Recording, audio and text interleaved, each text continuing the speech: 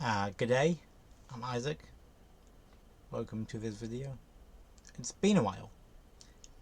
What have I been doing in that time? I've been breaking in boots.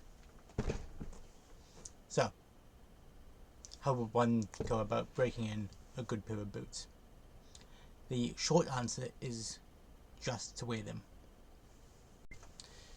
But that's not a great answer really when it comes to it. The second answer is to try and get a pair of boots that actually fit you. If the boots are too small or too big, you're gonna suffer. You might suffer anyway, but you suffer even more if they are too big or too small. The exception is sometimes with a stretchy leather like Chrome XL, for example, by Halloween. That leather will stretch maybe an inch at most. Yes, but so I have been breaking in these Truman boots in waxed flesh, which I have mentioned last time. I've actually just put some new kilties in from Nick's Boots. I got those with a recent birthday present to myself. So I said wear your boots. My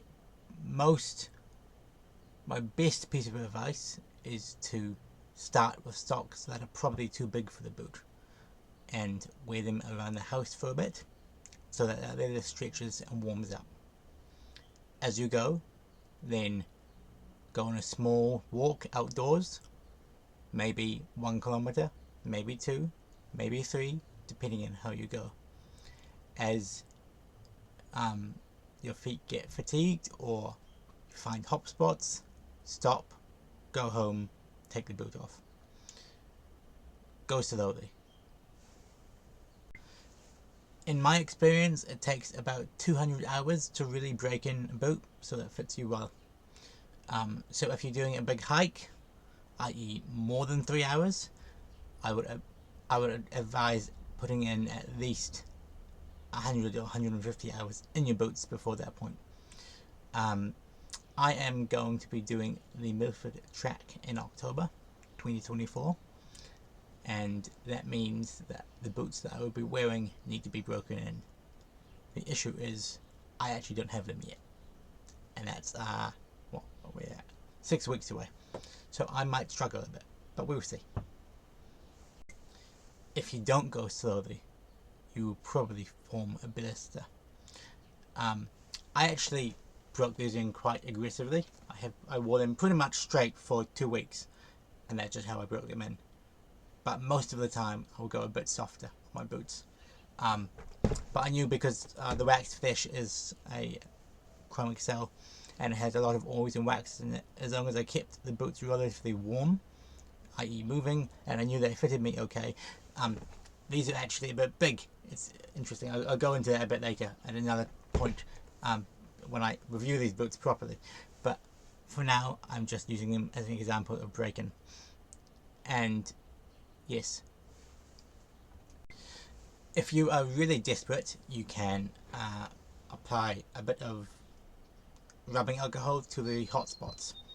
But I would not really recommend that for most leathers because it will tarnish or varnish the leather. A little bit of hot water can sometimes be useful too, in my experience. But I have found if you're getting to that sort of 200 hour length and you haven't broken in your boots, it's either a fault of the leather, i.e. it's veg tan and it's very stiff, or it's a fault of sizing, and that's generally been my experience. And on that note, I have given away 2 pairs of boots very recently because even though I love them to bits, they just did not fit.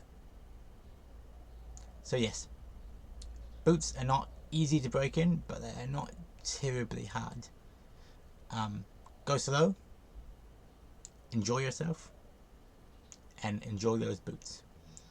So I hope you enjoyed this short video, and I hope that you learned something along the way. Isaac, signing out.